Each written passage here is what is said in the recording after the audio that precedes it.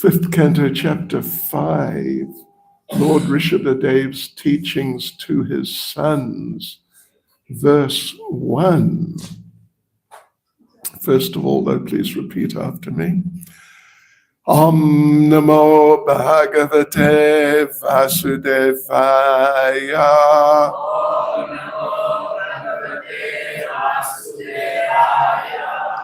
Om Namo Bhagavate Vasudevaya. Om Namo Bhagavate Vasudevaya. Om Namo Bhagavate Vasudevaya.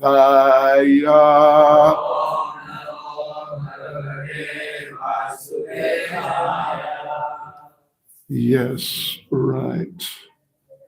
So Srimad Bhagavatam, Canto 5, Chapter 5, verse 1. I guess I'll just read the Sanskrit. And,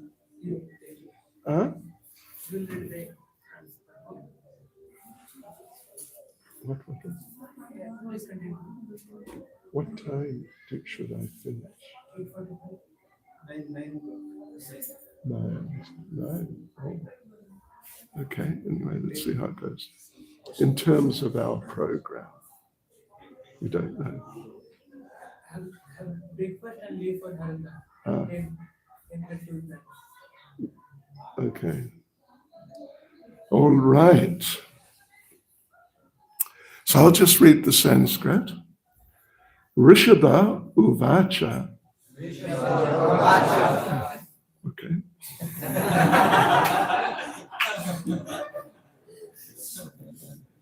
क्या आप लोग अंग्रेजी बात समझते हैं? Sometimes, to some degree. Okay, no problem. Rishabha Uvacha. Nayam deho deha bhajamri loke.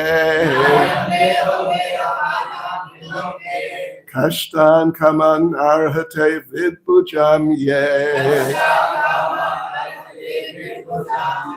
Tapo divyam putraka yena satvam. Shudye jasmad brahma sokyam tvanantam. Rishabha Uvacha. Nayam deho deha bhajamni noke. Kashtan kaman arhate vidbhujam ye. Tapo divyam putraka yena satvam. Shudye jasmad brahma sokyam tvanantam.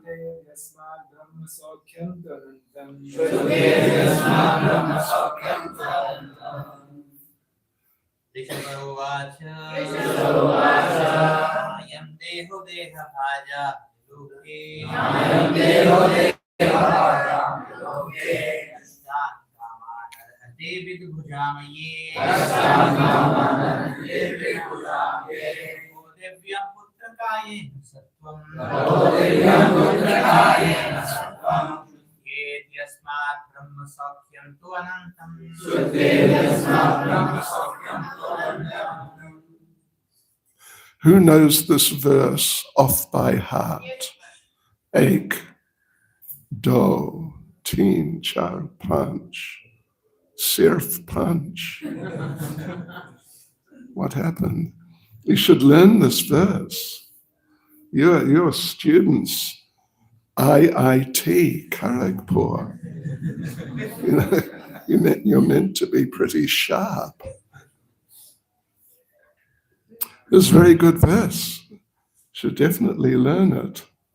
All right, anyway, let us do the word for word, why not? Rishabha Uvacha. Lord Rishabhadev said, Na, not, I am this, Deha, body, Deha Bhajam. Of all living entities have accepted material bodies. Nriloke, in this world, Kashtan, troublesome, Kaman, sense gratification, Arhate, deserves, Vitpujam, of stool eaters. Haribol. Yea, which tapa, austerities and penances, divyam, divine, putraka, my dear son, yena, by which sattvam, the heart, shudyet, becomes purified, yasmat, from which brahmasokyam, spiritual happiness, to certainly anantam, unending. Translation. Lord Rishabhadev told his sons, my dear boys, of all the living entities who have accepted material bodies in this world, one who has been awarded this human form should not work hard day and night simply for sense gratification, which is available even for dogs and hogs that eat stool. One should engage in penance and austerity to attain the divine position of devotional service. By such activity, one's heart is purified, and when one attains this position, he attains eternal blissful life, which is transcendental to material happiness and which continues forever. Wow, isn't that quite a verse? Amazing. And there's quite a purport. Let's have a look. Well, maybe not too long. I was going to test your English by reading fast to see if you can follow. But I think I'll just read like normal. So, purport by Srila Prabhupada. In this verse, Lord Rishabhadev tells his sons about the importance of human life. The word dehabhak refers to anyone who accepts a material body, but the living entity who is awarded the human form must act differently from animals. Animals like dogs and hogs enjoy sense gratification by eating stool. After undergoing severe hardships all day, human beings are trying to enjoy themselves at night by eating, drinking, having sex, and sleeping. At the same time, they have to properly defend themselves. However, this is not human civilization. Human life means voluntarily practicing suffering for the advancement of spiritual life. There is, of course, suffering in the lives of animals and plants, which are suffering due to their past misdeeds. However, human beings should voluntarily accept suffering in the form of austerities and penances in order to attain the divine life. After attaining the divine life, one can enjoy happiness eternally. After all, every living entity is trying to enjoy happiness, but as long as one is encaged in the material body, he has to suffer different kinds of misery. A higher sense is present in the human form. We should act according to superior advice in order to attain eternal happiness and go back to Godhead. It is significant in this verse that the government and the natural guardian, the father, should educate subordinates and raise them to Krishna consciousness. Devoid of Krishna consciousness, every living being suffers in the cycle of birth and death perpetually. To relieve them from this bondage and enable them to become blissful and happy, bhakti yoga should be taught. A foolish civilization neglects to teach people how to rise to the platform of bhakti yoga. Without Krishna consciousness, a person is no better than a hog or dog. The instructions of Rishabhadev are very essential at the present moment. People are being educated and trained to work very hard for sense gratification, and there is no sublime aim in life. A man travels to earn his livelihood, leaving home early in the morning, catching a local train, and being packed in a compartment. He has to stand for an hour or two in order to reach his place of business. Then again, he takes a bus to get to the office. At the office, he works hard from 9 to 5. Then he takes 2 or 3 hours to return home. After eating, he has sex and goes to sleep. For all this hardship, his only happiness is a little sex. Yan mai tunadi grihamedi sukam hitu cham. That's Srimad Bhagavatam 7.9.45.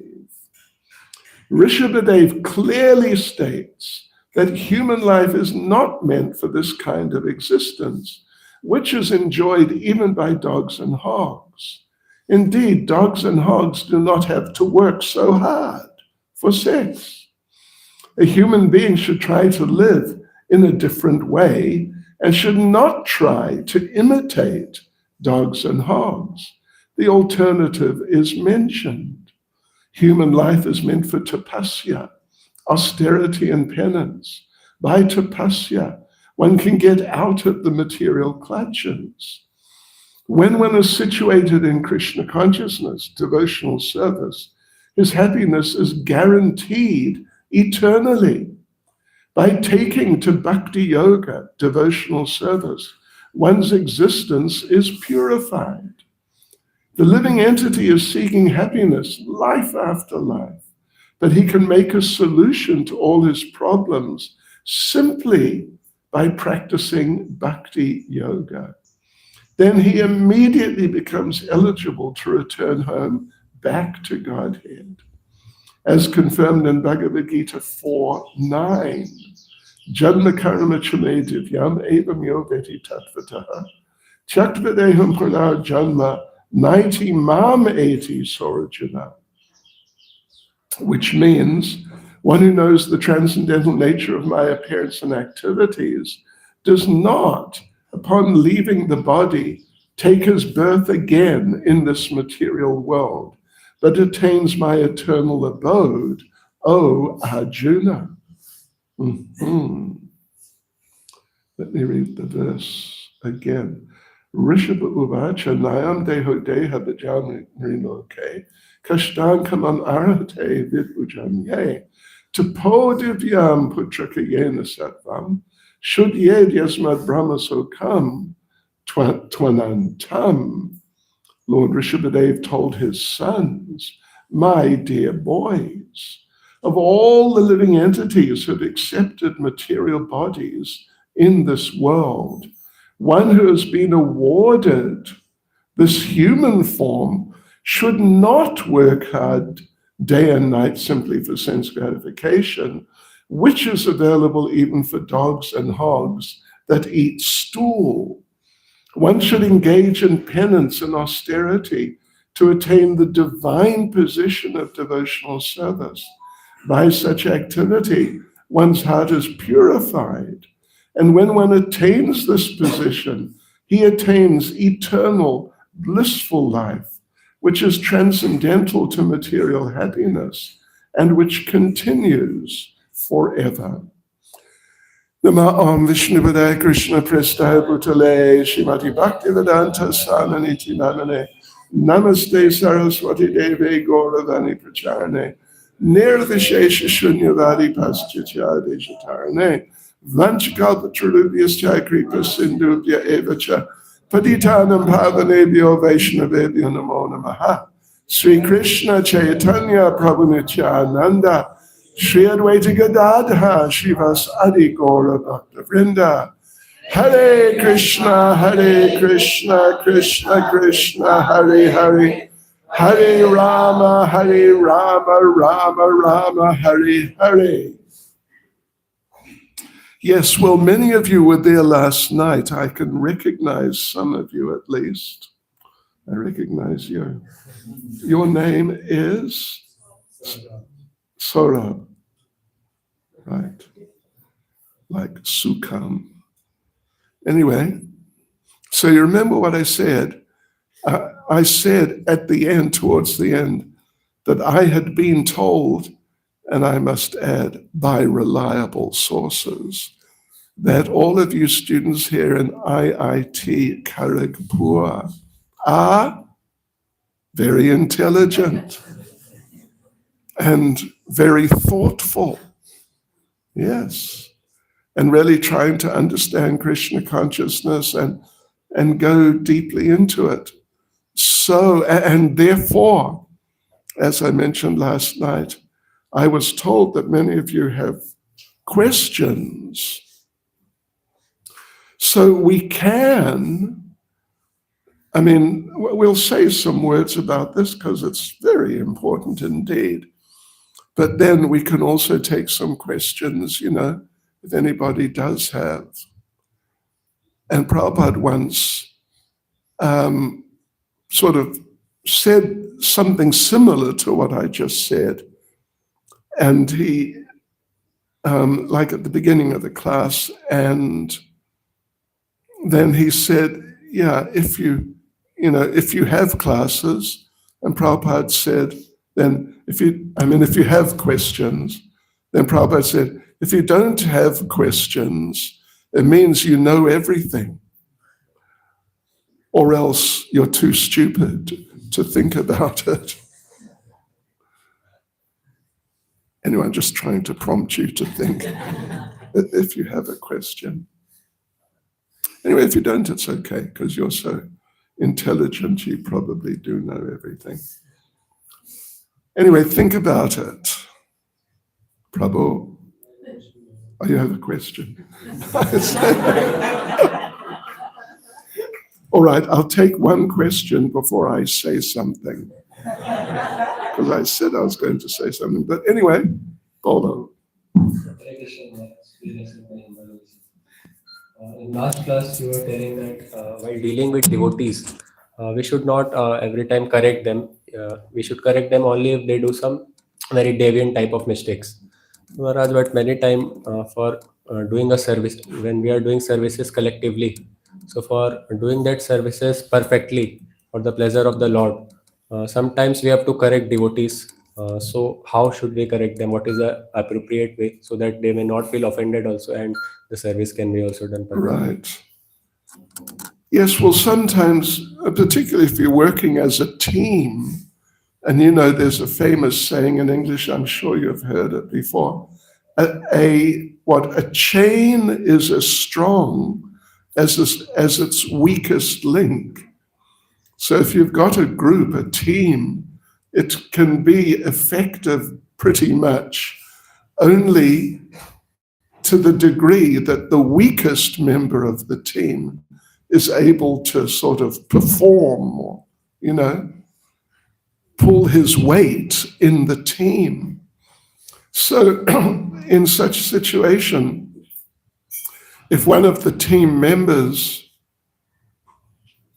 let's just say in that context, if one of the team members is kind of letting down the team, at least on a sort of practical level of just not able to keep up or something along those lines, or getting distracted, then of course we ourselves as the other team members, it will probably be a good idea if at least the leader of the team, if there is such a person,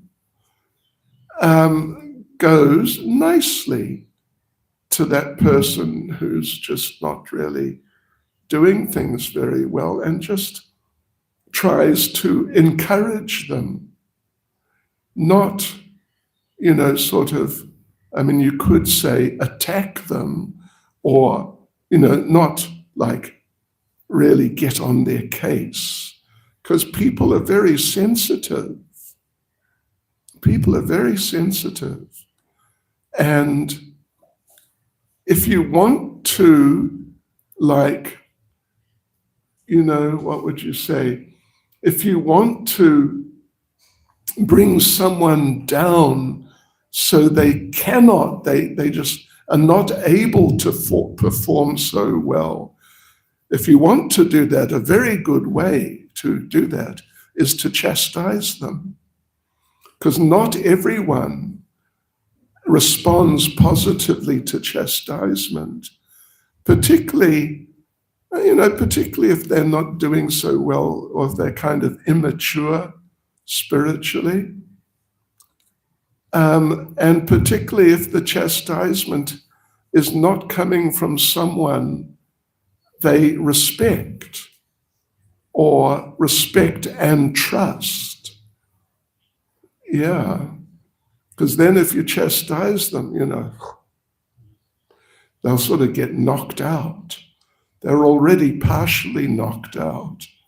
Therefore, they need to be addressed in some way. But if you chastise them, you may just knock them further out. And that's really not good. It's not really Krishna conscious.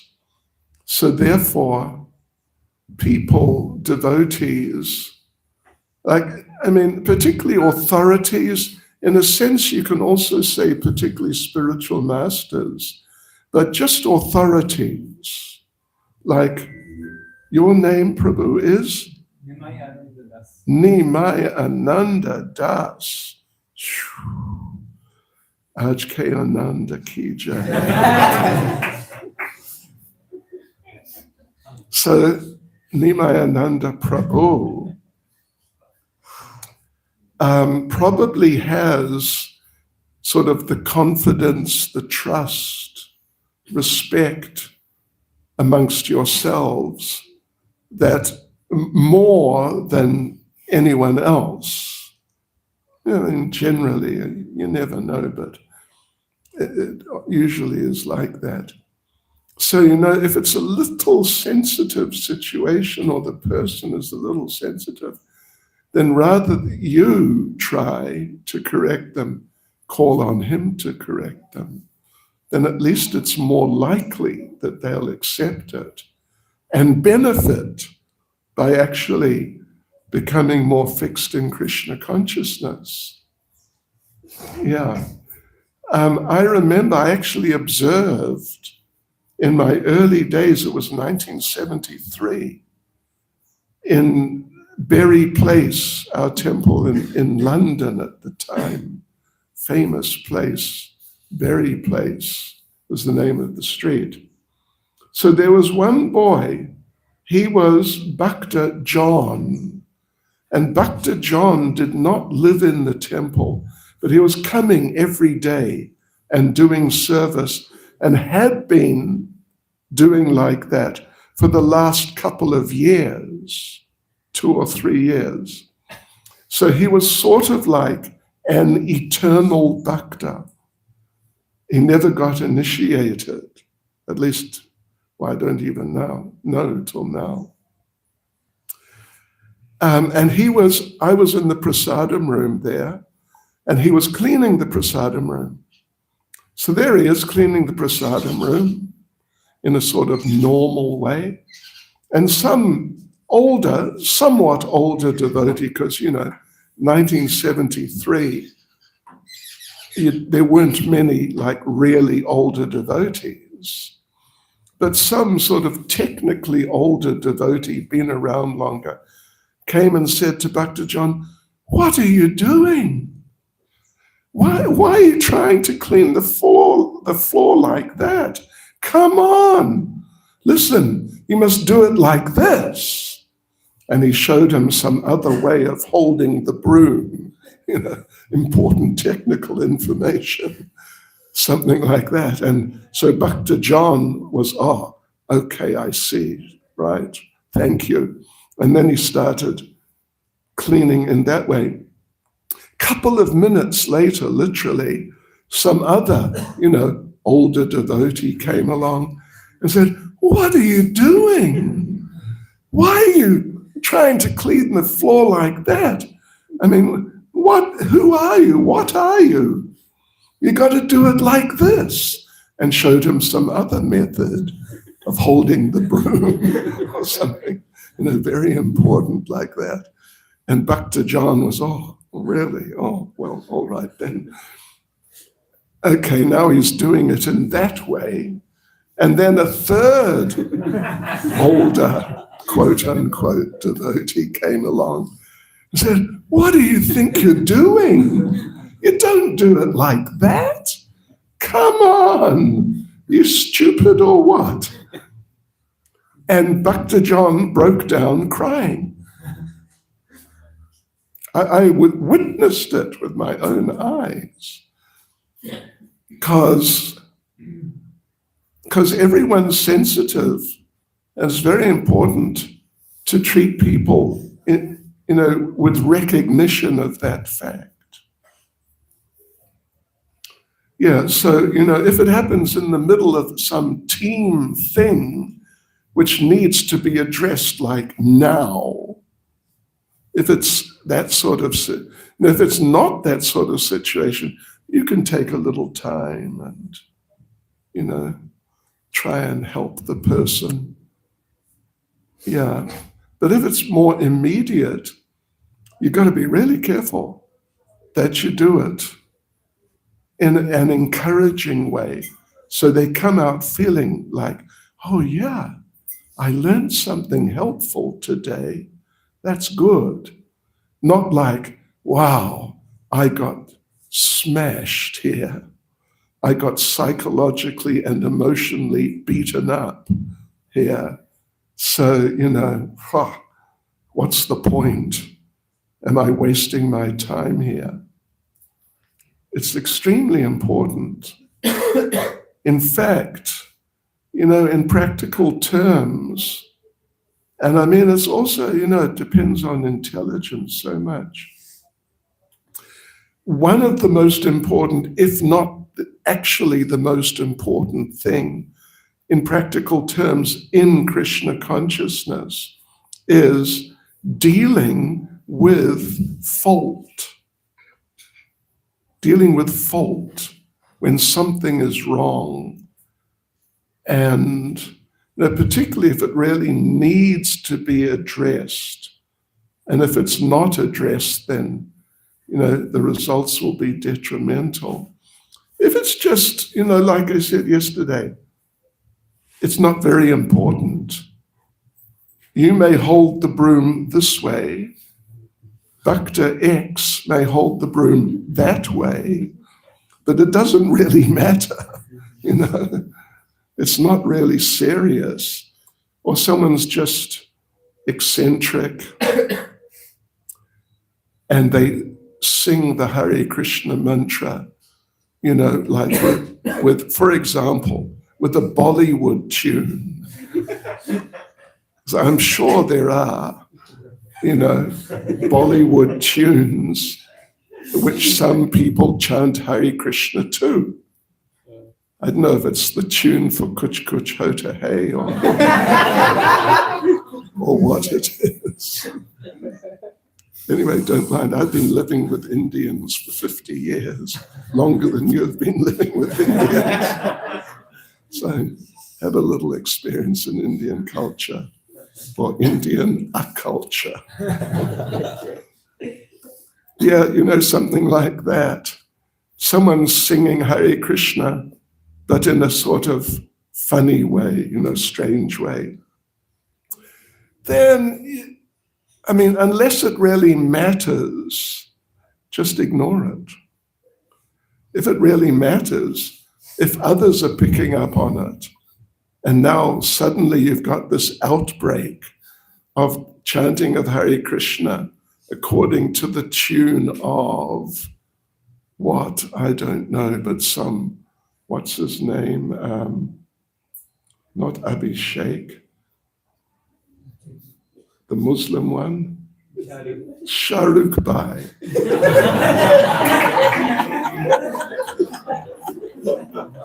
Everyone, the whole temple in the evening arti or the Sunday arti, when you've got 100 guests or whatever it is, and now we're singing the Hare Krishna mantra to the tune of some Bollywood something or other. Probably a good idea to stop it. Yeah. Or particularly, anyway, yeah. If someone starts doing something which will undermine Krishna consciousness, then some action needs to be taken. But if it's just some sort of personal idiosyncrasy, you understand idiosyncrasy, then, don't worry about it too much, because among other things, it'll agitate you. Yeah. So to be able to tolerate and even ignore to some degree, it helps in Krishna consciousness. But if it needs to be done, then at least do it very nicely. Don't go up and say, hey, listen, you're doing it wrong. In other words, you're a bit of a silly fool. But say, look, I can see you're really trying hard, but, maybe you could just sort of modify how you're doing it in this way or that, just in a very gentle way. So the person comes out at the end feeling, oh, good. Now I'm better situated. That is sort of the secret of, you could say, good interpersonal management and like that when you correct the person, they come out at the end feeling better and appreciative that they've been helped. How does that sound? TK. Raj, but this gentle correction doesn't come automatically from heart. Means that mind tendency is that directly tells fault. So how to develop that tolerance to tell that means to correct them with humility. Yeah, you mean you've got, as they've got some idiosyncrasy which agitates you, you have an idiosyncrasy of your own. Well, yeah, we got to learn tolerance. I tell you, one thing you can do to start off with is to pray to Krishna, my dear Lord, please help me to develop more tolerance as a start. But then, like I mentioned yesterday, when you look around at all the devotees who you're regularly associating with, to make a point, because there's this tendency to look on others in a sort of somewhat negative way, or maybe a competitive way, if they're your equals. But we should really make a very conscious effort to, when we look at others, to see their good qualities. And then because everybody, we're all neophytes. I've been practicing Krishna consciousness for 53 years now. 53 years. And what is it? 8 days. And a certain number of hours it was in England. So we're all, I'm a new devotee. I remember I was taken to a Catholic monastery just, to have a look around in Italy once. And I had at that point been a devotee 40 years or so. And relatively speaking, at that time, I was kind of fairly senior. So then this one monk showed us around, and I asked him, how long you've been living, or how old are you? He was 80 something. I asked him, how long you've been living here? And he said, I forget exactly, but 60 something years. And I realized, hey, I'm a new devotee. Yeah. So anyway, we have to try and appreciate devotees, and that is one way to cultivate it in practical terms. And then, if someone does something silly or, not good, then you'll have a natural, you're more likely to have a more natural mood of benevolence rather than criticalness. Yeah. So try and do that. Sometimes devotees ask, how can we become humble?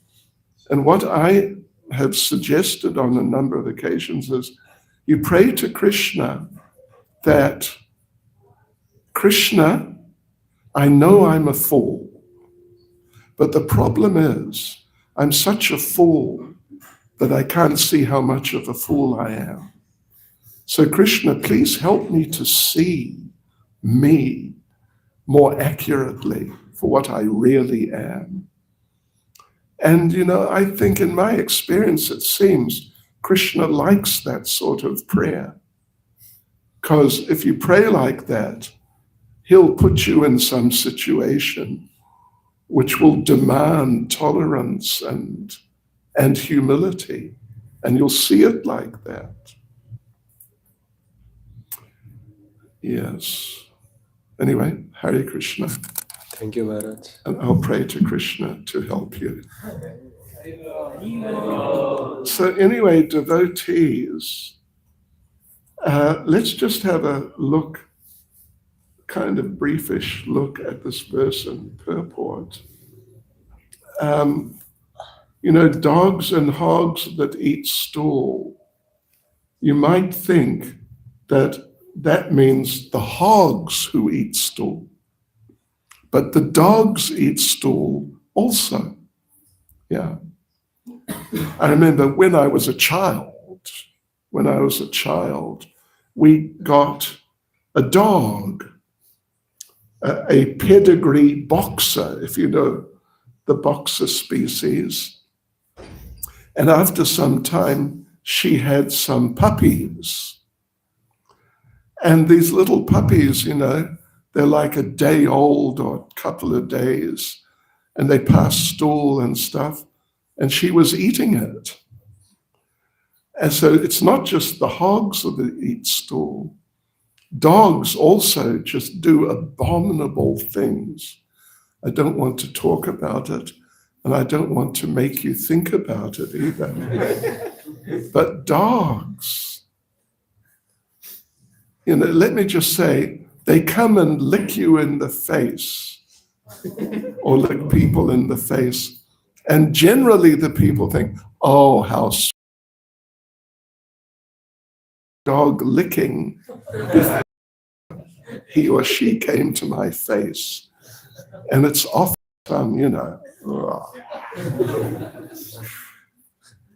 because despite everything, dogs they're not so aware of cleanliness. So anyway, here, devotees. There's a saying in English that the materialists, what is it? That eat, drink, and be merry. That's an old English language or probably British saying, eat, drink, and be merry. That's materialism. When I was first visiting, Srila Baladev Vijayabhavan says, this means he has become a religious animal. He's now a religious animal because he's trying just to get the same things, but through religion. So therefore, and don't tell the demigod worshippers that I said this, but they're just a bunch of religious animals. And we should not be religious animals. Anyway, look, you're all apparently studying IT. But the thing is, as long as you then use it in Krishna service, and you can actually use the skills in Krishna's service in certain respects at least. But even if you can't use those skills directly in service to Krishna, at least you can use the money, because, you get your degree and you go out and you get but then you must use the money devotional service as much as possible, because if you don't, you're just a religious animal. Yeah. You probably wouldn't want me to come back after I said that. Low graphics previous unit, and it's a 2859, higher than that so far in regular computers. I mean, if you start getting into big computers, it's another thing. So hurry on. have I out IT you? Yeah, so this is the thing. We've got to get ourselves, this is what Rishabhadev is saying, we've got to get ourselves off the animal platform, which means the eating, sleeping, mating, and defending platform. I mean, eat, drink, and be merry, you can say, but on a very fundamental, foundational level, it's eating, sleeping, mating, defending. We've got to get off the level where, at least, where we're sort of dedicated to achieving those things, and rather get to the level where we're using our skills, even if they're Kali Yuga skills, but we're using them for Krishna consciousness. We have to do that. It's very important. Like, I believe, I heard you got a doctorate in psychology. Correct. Computational psychology. Which? Computational psychology. Computer psychology. Computer psychology. No. Computational psychology. Computational psychology. Oh, okay. I see. Psychologists. Said psychologists, I mean, this is old English language. Psychologists are humbug. All humbug. Look it up in the database and you'll find it. Yeah, because, although, Prabhupada agreed with Freud. Anyway, maybe I'm getting into an area you're not familiar with, but you would be. Yeah, that everything, human beings, everything is based on sex desire. That's what Freud said, when you get down to it. Right, I think I'm getting distracted here. Yeah, anyway, the thing is, life on the material level is hard. And Prabhupada mentions that here. Suffering. Human life After undergoing severe hardships all day, human beings are trying to enjoy themselves at night by eating, drinking, having sex, and sleeping. And you must know, if you enjoy sleeping, like, yeah, it's 9 o'clock or whatever, 10 o'clock, soon I can sleep, oh, how wonderful. You must know you're in Tamagun. If you actually look forward to sleeping, very nice to sleep. If you get enjoyment from sleeping, it indicates there's very little enjoyment in your life. So anyway, but the human beings, that's what Prabhupada says. And then they have to defend themselves, but Prabhupada says, however, this is not human civilization. Human life means voluntarily practicing suffering for the advancement of spiritual life. There is, of course, suffering in the lives of animals, and but because of what they've done, suffering in the form of austerities and penances in order to attain the divine life. So what does this mean for us, or for you, for us? It means, first of all, following the four regulative principles. I will not ask you if you all are. I'm sure so many of you are, and maybe all of you. But you know what the regulative principles are. No meat, fish, eggs, how to say in Hindi, piyaj, and I don't know how to say, lahasur, is it lahasur? Yes, lahasur. Nay. And mushrooms, nay. And, there's a whole question about chocolate. And I would say the jury is out on chocolate, if you know what that means. They haven't decided yet. When they say the jury in the law case, the jury is out, means they haven't decided yet. When they come back in and say what's their conclusion, then they're in. But so the jury is out in regards to chocolate.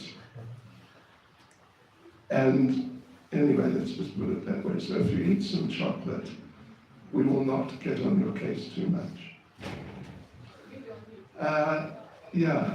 So this is austerity of eating. And then no intoxication, including tea and coffee.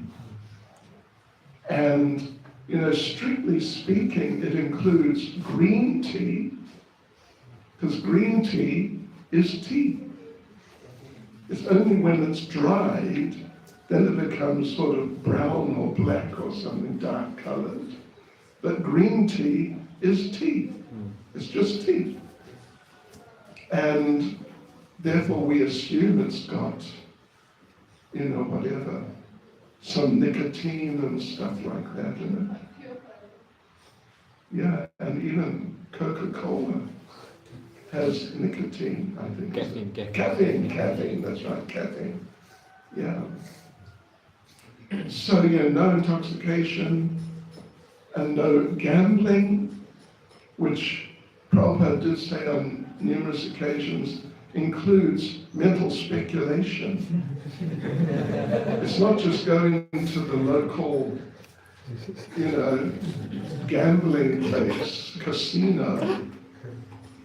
I remember once in South Africa, we had one very senior devotee at the time coming in, but he had been blacklisted. So we had him come in. South Africa in the apartheid time, it had these little independent republics within the country. Of course, they weren't really independent. So we had this devotee come in via one of these kind of quasi-independent republics, but we were looking for a place for him to stay in the same quasi-independent republic. And the main place was a hotel, a big hotel, which was a casino. Because at that time in South Africa, gambling was illegal. But now in this quasi-independent republic, that's how they made their money, through having gambling. So we came in to check out the accommodation, which was at the back, and all the gambling was at the front. So we had to walk through. And there were these old Indian Matajis with saris on, playing the coin machines, if you know.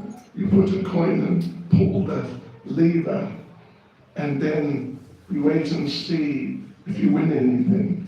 All these old Indian Matajis, like 70 years old. Oh yeah, there was quite a few of them. And we understood that South African Indians have become corrupted. Just like when I was on a flight, Kingfisher Airlines, which I believe went bankrupt. And the girl, these little girls with red mini skirts on, Hare Krishna, came along with the meals. And this one girl looked at me and said, "Veg or non-veg?" I'm just like this. And I understood India has gone down badly. I think that somebody like me might possibly eat non-veg. So, right, yes, and illicit sex life. And, do a little research and you'll find out that strictly speaking, if you really get into it, illicit sex, there's 8 forms, and it includes just, sort of scoping out some nice-looking girl who's floating by on the campus, or thinking about, scoping her out, or maybe chatting her up or something. These are all in the realm of illicit sex life, yeah. So that's our austerity. That's our first austerity. Second austerity is 16 rounds, because you could be doing so many other things. You could be playing on your computer, if you're an IT specialist. Yeah. So chanting 16 rounds in that sense is an austerity.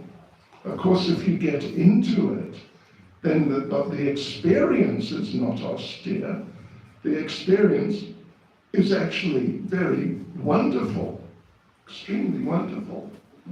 But on another level, you're using your time for something like that. So, certainly many people would think it's an austerity. Why on earth are you wasting your time? Just sort of mumbling away and repeating the same words hundreds and hundreds of times. Of course, you can take it further, but for us, in terms of austerity, it's generally better not to concoct our own austerities. Yeah, like sleeping. Prabhupada recommended 6 hours, sometimes 6 to 7, not more than 7. Prabhupada spoke, and you can look it up and find the quotes like that. 6 hours, maybe up to 7, between 6 and 7, something like that. And for a lot of people, that's an austerity. We had one boy, when I first joined, 1973. Where were you in 1973? I was in our temple in London, and this one boy, he decided that look, I am not this body. That's a fact. I am not this body. I've got to get out of this old, habit of thinking I am this body. I am not this body. So therefore, first thing, I don't need to sleep. It's just the body that needs to sleep. I'm eternal. So he tried to really cut down on the sleeping. And he got to the point of 2 hours a night. And, you know, of course, people like Raghunath Das Goswami, I saw his picture. Was it in this building or the other building? Okay, I saw Raghunath Das Goswami picture. He would sleep. Well, he would eat, sleep, and bathe in 1.5 hours out of 24. What to speak of cutting down to 2 hours of sleeping. And but sometimes he would forget because he's just so absorbed in Krishna consciousness. He just forget to sleep. And someone, like he had an assistant or two, and they'd have to come and say, oh, Raghunath Das Goswami, you know, you haven't slept for 4 days. We think you should lie down for a little while. So anyway, this boy was down to 2 hours. The problem, I mean, yeah, on a sort of foundational level, the problem was whenever he sat down, within seconds, he was asleep. So it was a matter of chanting japa. Sit down and chant. He was asleep. It's class, time for the Bhagavatam class. He'd sit down. In seconds, he's asleep. And one of the particular manifestations of it was in London. This was in London. In London, they had like a big underground railway system. And we would go out to distribute books to the different parts of the, you know, big city on the underground railway. So he would get on the underground train, sit down, take a guess what happened. You're right. He was asleep in seconds. And not just sort of normal sleep, but he was gone. Totally gone. And he'd stay asleep till the train reached the end of the line. And the staff come through telling everyone, you got to get off. You know, the train's finished. So he'd get off. On the other side of the platform, there's a train going back the other way. So he'd get on there and take a guess what happened. You're right. And he'd sleep, like totally sleep. So that train got to the other end of the line. And that was sort of the story of his book distribution. But eventually he'd just get off somewhere and try and distribute some books, but he was in such a fog, he couldn't do much. And he was one of the few devotees, I've actually seen a couple of devotees, who was capable, had the capability of falling asleep while eating prasadam.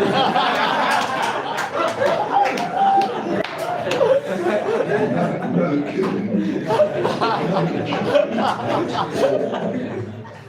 We walked into the prasadam room in that same temple in London, and there he was, plate of prasadam, right in front of him, nice prasadam, and his face. Prasadam. Seriously, I will, yeah. So after a while, we convinced him, look, you know, you're not on the level of Raghunath Das Goswami. Just stop it. Yeah, so we shouldn't concoct austerities because we may, like, for example, here's another possible example. We must chant 16 rounds minimum, no maximum. You can chant, you know, but at least 16. And you may have heard that Lord Chaitanya regularly recommended, or even he said, there's a particular pastime in Chaitanya Bhagavat in which he said, anyone who is not chanting 1 lakh of names is in a fallen condition.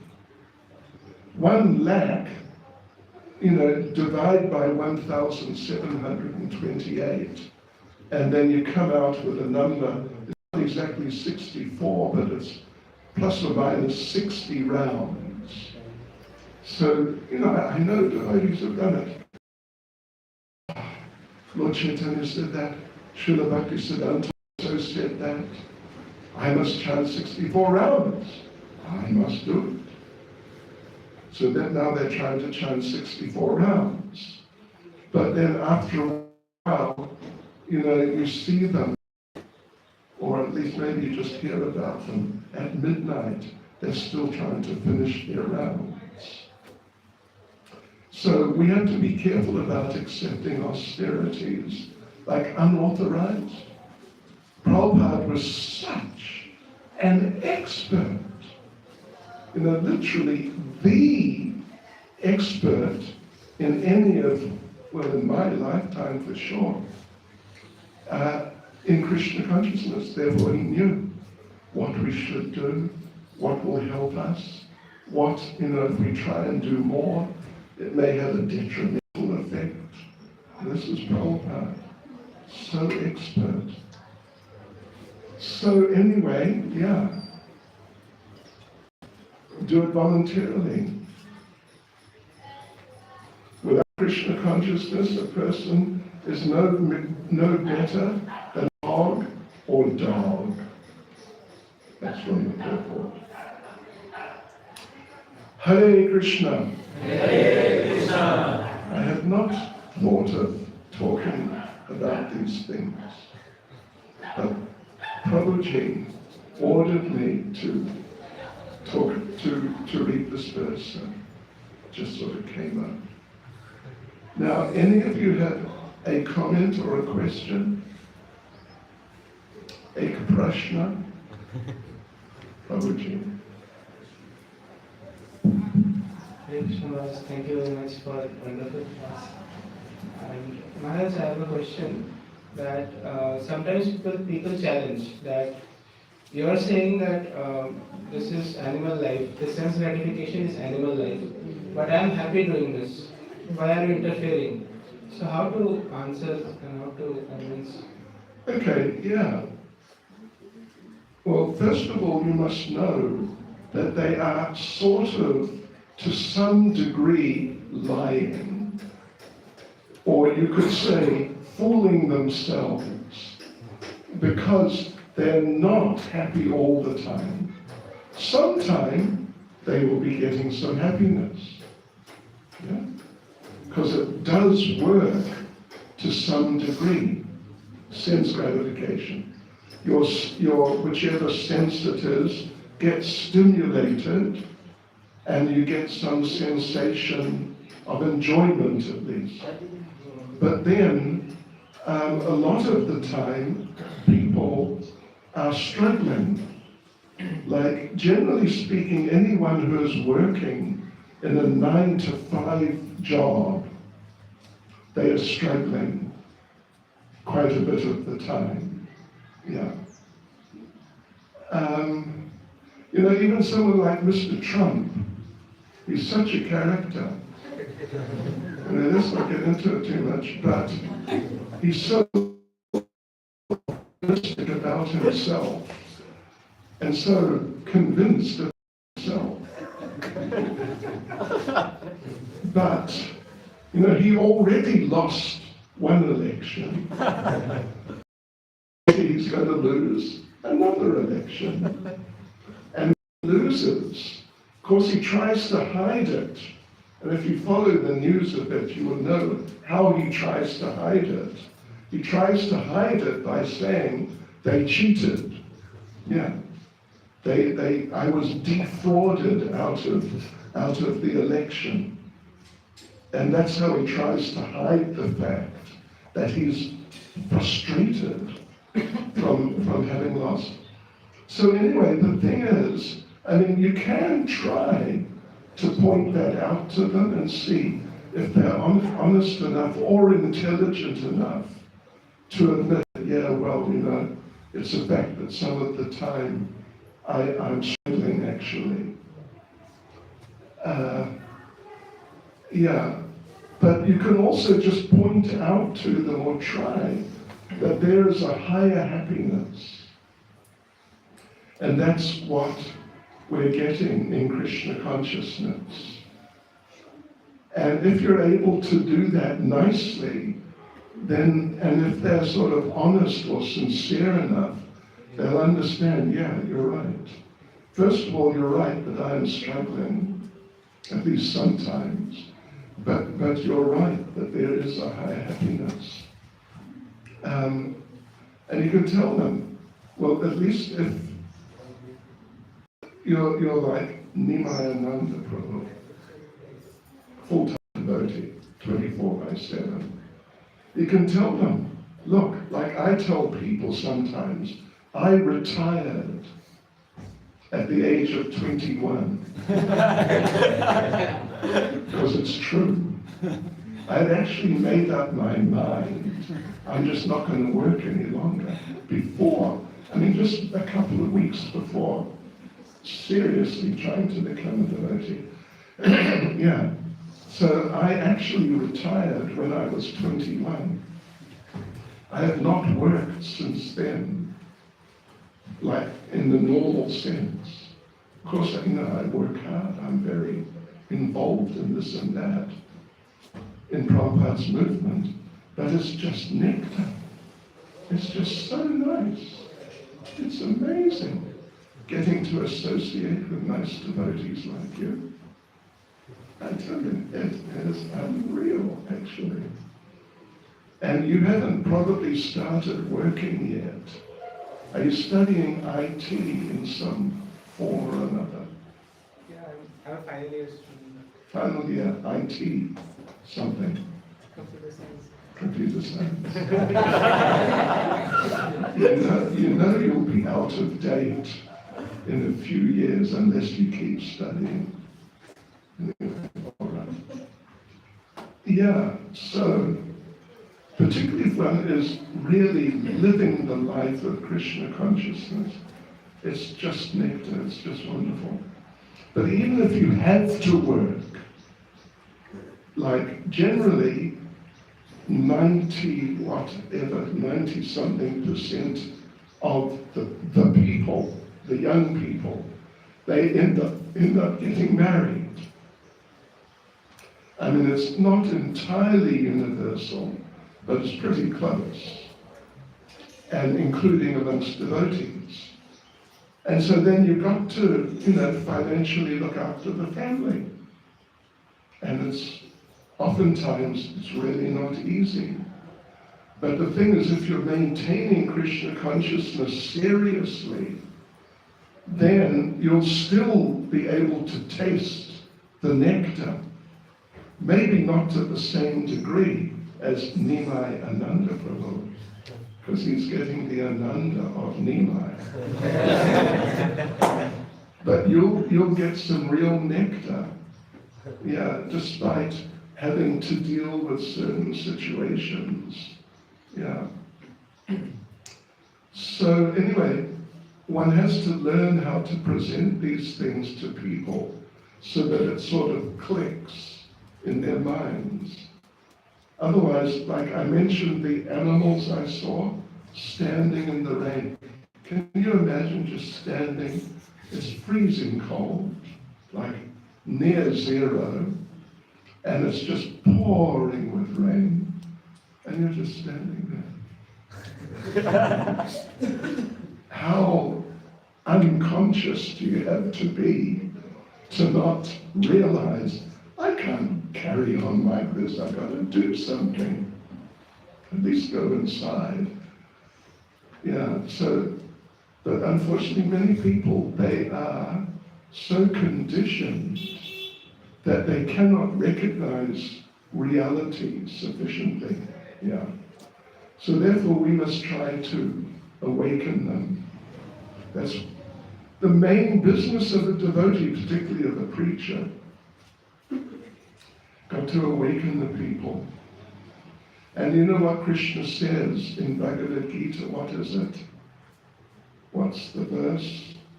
Bhagavad Gita 2, is it 52 or 3 or something?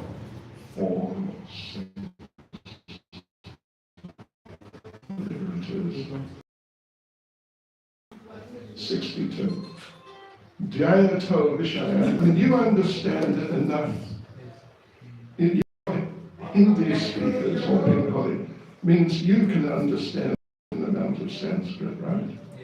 Dhyayato Vishayanam Pumsa Sangasteshu Prajayate Sangat Sanjayate Kama Kamat.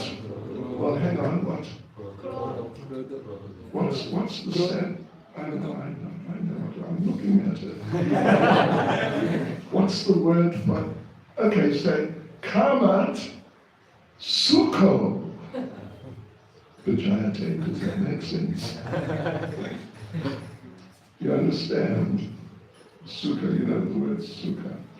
Sukha Dukkha Da. So this is the new translation. Did you know that? Kamat Sukha Vijayate. Like the Christians, I was educated as a Christian, sort of, for 12 years. We went to church every day. And there were the 10 Commandments, the 5th of which is, thou shalt not kill. And that's what I learned for years. Then we had a Rath Yatra actually in Durban, South Africa, big Rath Yatra. And these young Christians came, and I was saying, well, look, you know, the commandments, the 10 commandments, you know them. And the one, thou shalt not kill. And they said, no, it's not thou shalt not kill. It's thou shalt not murder. Which, you know, not always, but is generally used when you're referring to sort of unfairly killing another human. It's also used for animals too sometimes. So, but actually, there's a devotee produced a booklet called You Mean It Says That in the Bible. And he gives the literal word for word for some of these verses. And he gives the word for that. And the word used for killing is just the normal word for killing, not murdering, which is more specialized generally for humans. Are you with me there? Yes. Anyway, don't become Christians. Talk about a waste of time. Yes, so Kamat Sukho, or does that make sense? No. Anyway, it rhymes. Kamat Sukho Vijayate.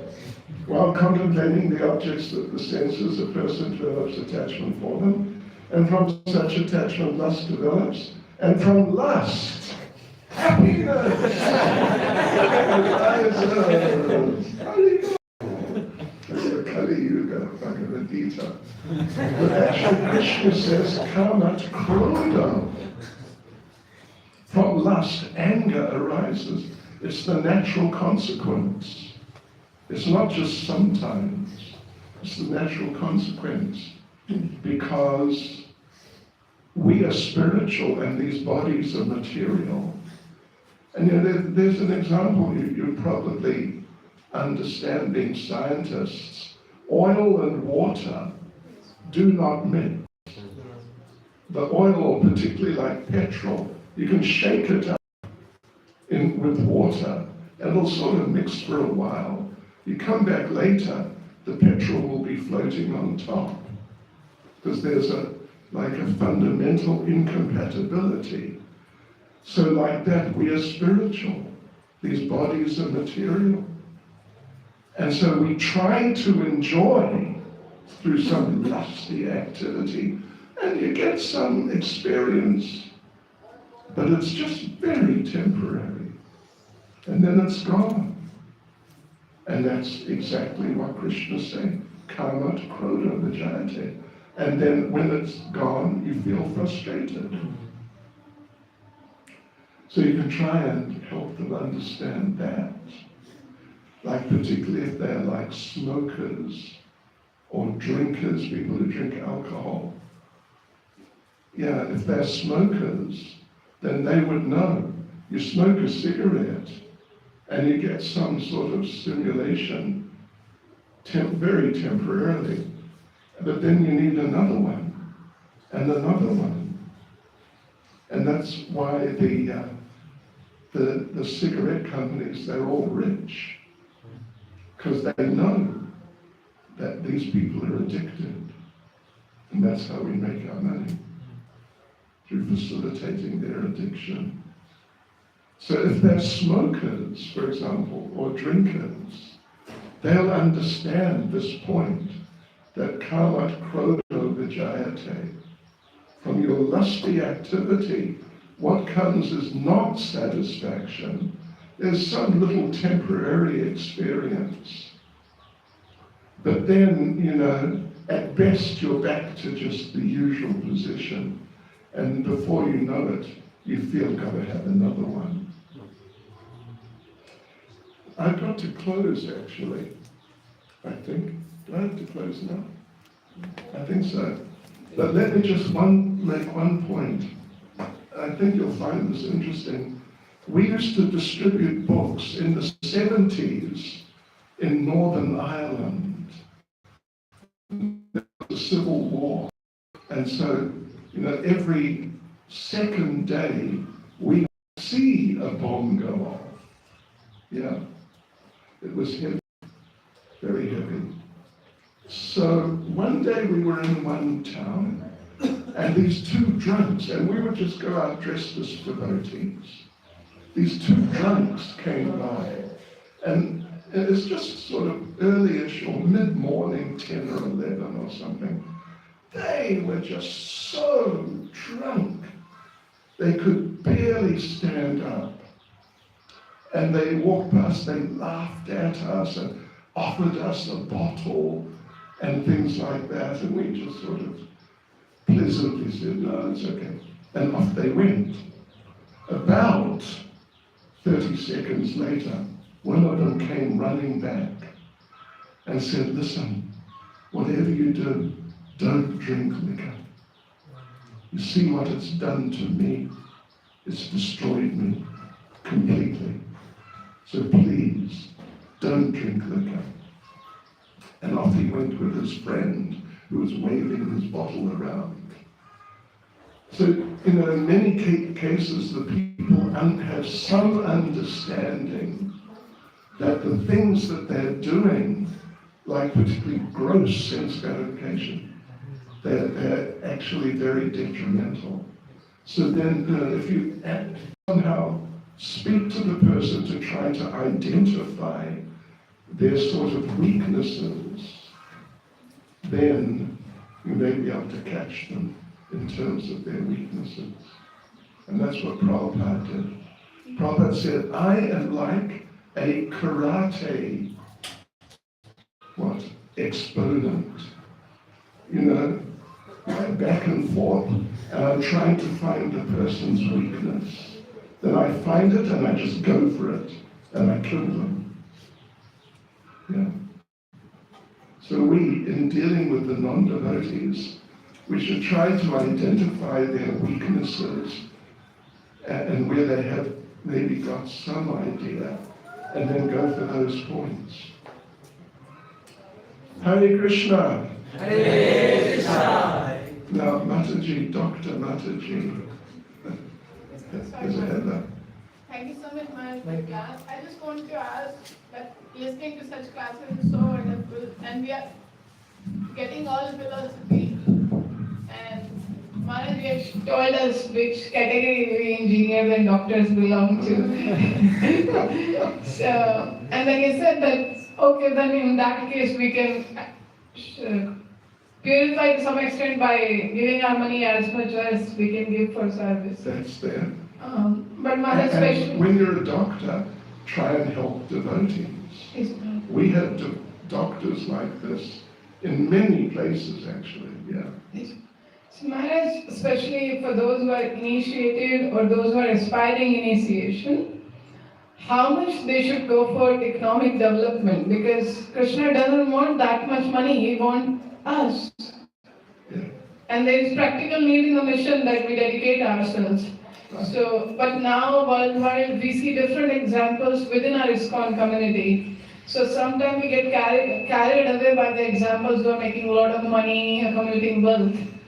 So if we really want to please Srila Prabhupada to the best in this lifetime only, how not to get carried away, how to make the balance. Well, yeah, okay, the thing is, I mean, it's sort of kind of straightforward point, is we have to be enough into Krishna consciousness that we're really getting some nectar from it.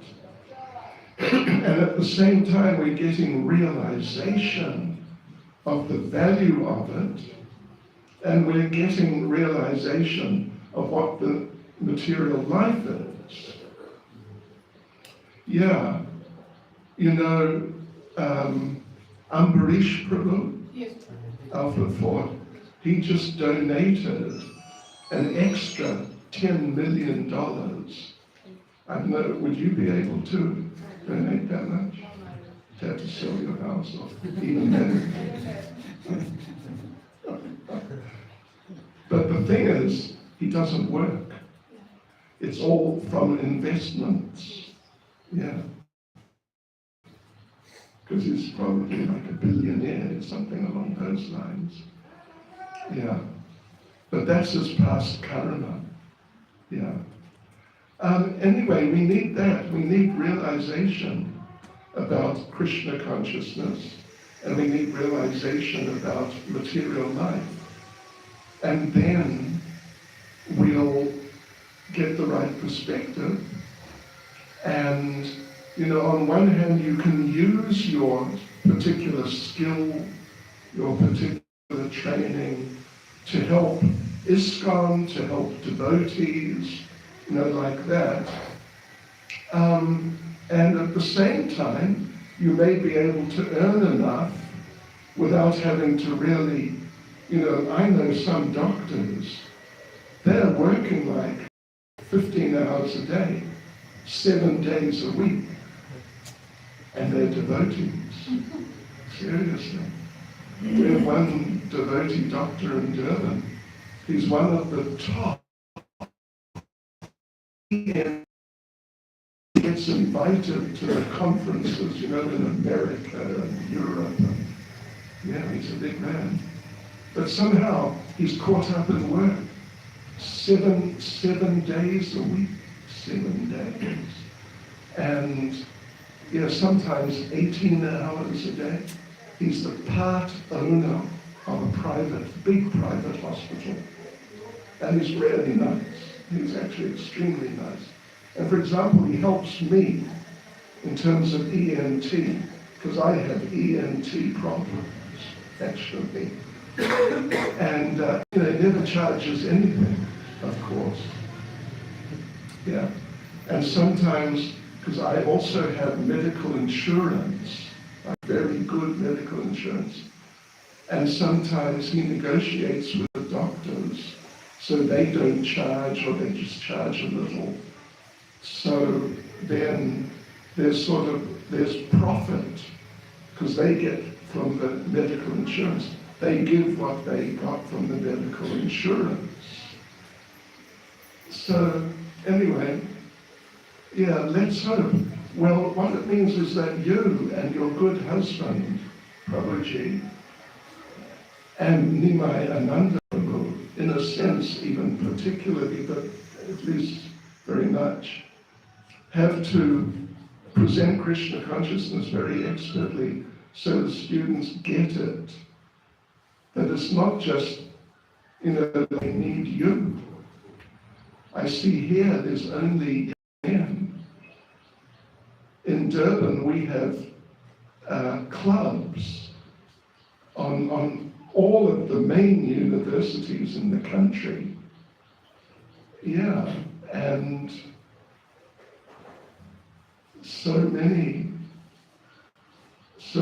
there's so many ladies.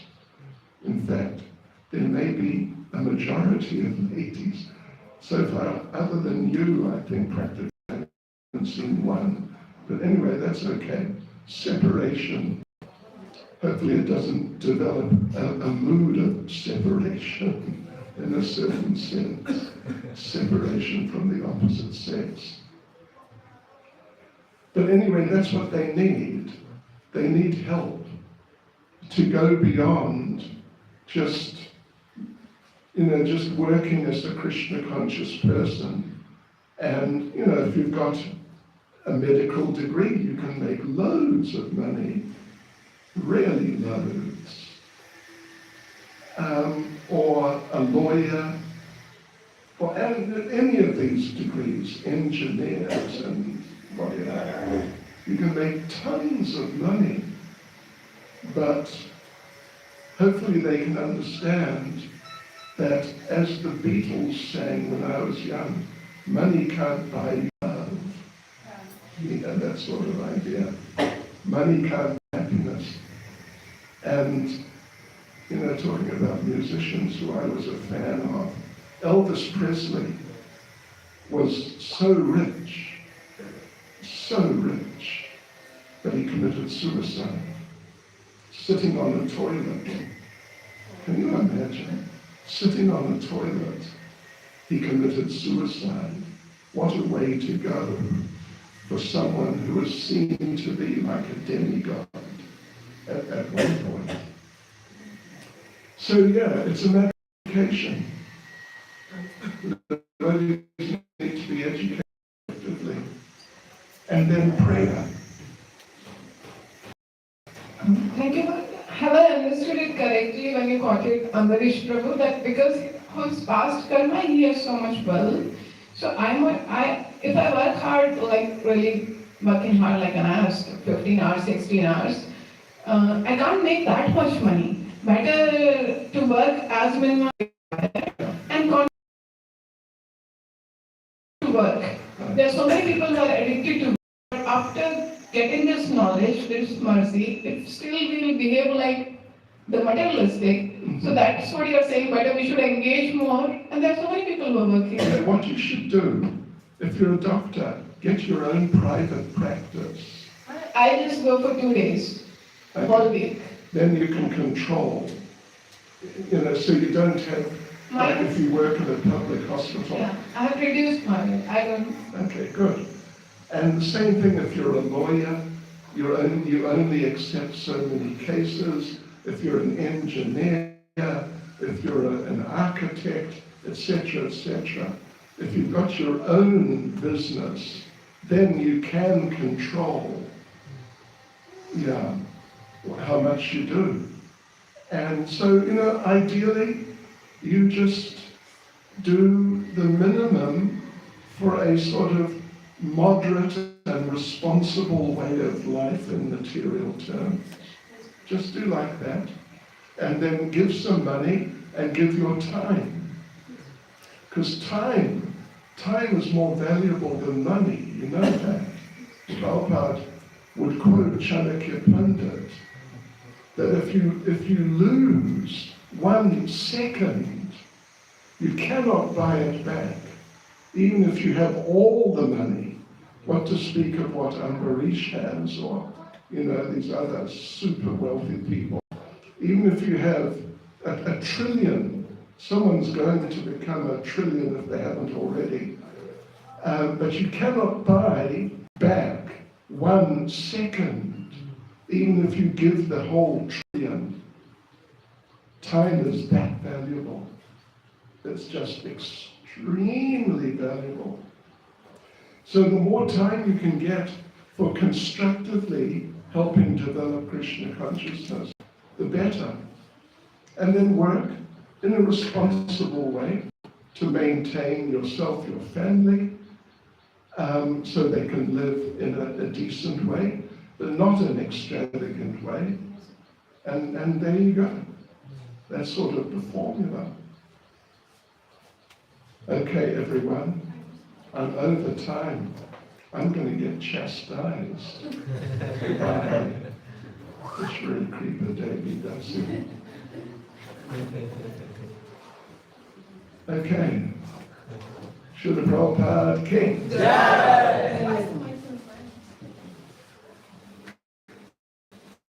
Up your time. Bhakti Chaitanya Swami Maharaj. And again, look, see what happened. I have two second-hand garlands. I have one second-hand. Okay. Look, it's a beautiful garland. Look at it. Huh? Oh, 3. Oh, yeah, I got 3. Oh, my gosh. Looks like it's come from an altar. Anyway, look, 2 for the men. Okay? You didn't, I didn't give you one last night, did I? No, okay. Oh. And who's next? Well, you must pass it on amongst your students.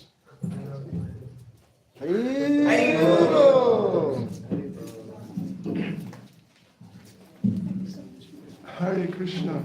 Hare Krishna. I was very heartily thank the Chaitanya Swami Maharaj for giving such intense Krishna Katha for last 2 days, yesterday and today, filling us with so much nectar of and giving us inspiration how we should practice Krishna consciousness very seriously and answering so many wonderful questions. So let us heartily thank Maharaj by 3 times loudly chanting Hare I request Maharaj give instructions to an evening. It was very short this time, so please visit us for a longer day. Yes, Maharaj. Hare Krishna. Thank you. Okay. And now for everyone, prasadam for all the students, devotees, for both Dwarka and Namisha.